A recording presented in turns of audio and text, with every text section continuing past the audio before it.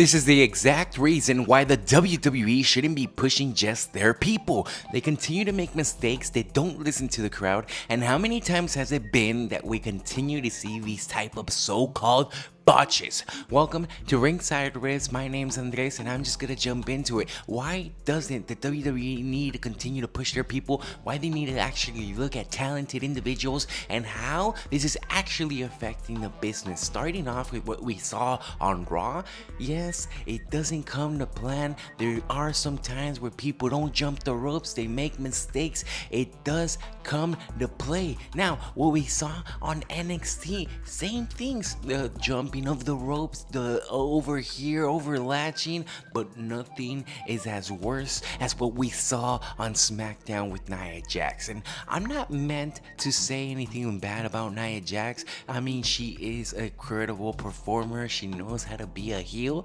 but at the same time, she's always half-assing her moves. The chair shots at Elimination Chamber, whatever happened at War Games, and of course now with this whole not kicking out, I mean, that's pretty much one of the biggest things you're supposed to do. Read your script, know what you're doing, and know exactly when the match is supposed to end. If it was supposed to be at the prettiest moonsault, how did you expect that a drop kick from Tiffany Stratton was gonna end it? It was an incredible match to say the least, but we could be speculating even more. Now, we're seeing other things, just like when we saw Brock Lesnar being pushed, just like when we see Cody Rhodes now being pushed. There's a lot of chatter out there that Drew McIntyre should have been the one that wins. Now we get to see Sami Zayn doing these open challenges and costing pretty much opportunities. It was great to see Javon Evans. It's great to see Javon Evans over here against Josh Briggs at NXT No Mercy,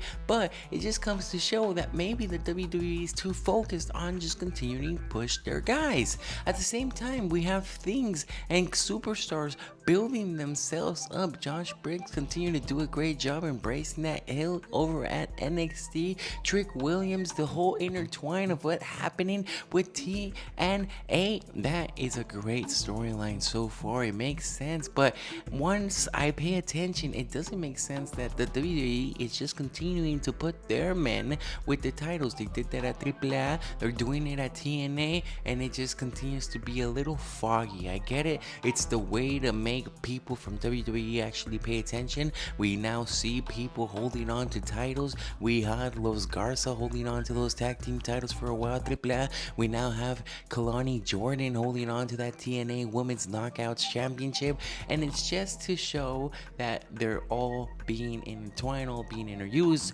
But let's focus on the good things, please. WWE, don't be pushing just your guys. Listen to what the crowd is chanting. If we want some, come get some. And what I mean by that is we need to see the type of things we've been wanting for.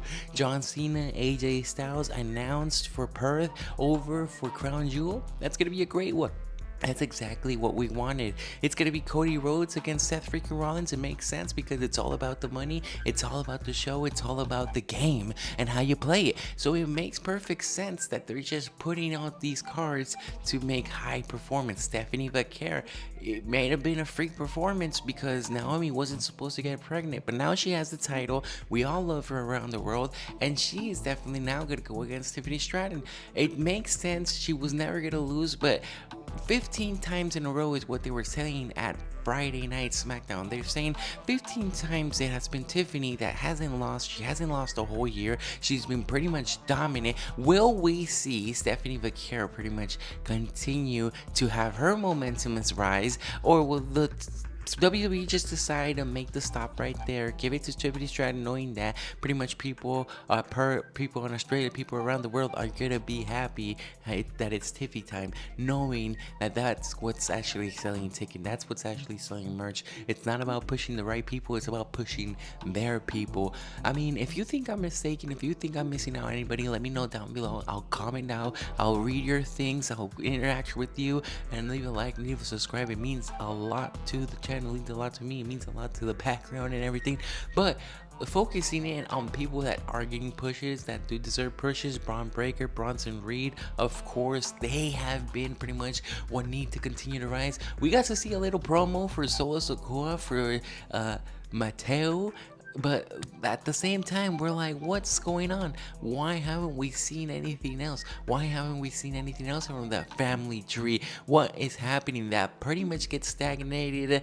And now we have a new rivalry going on with Drew McIntyre against Jacob Fatu.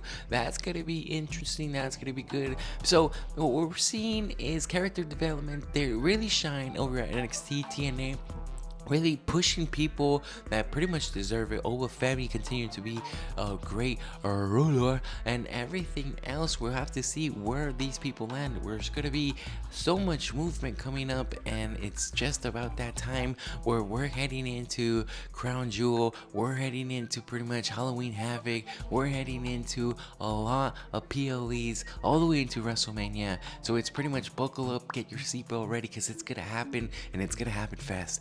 Thank you for watching.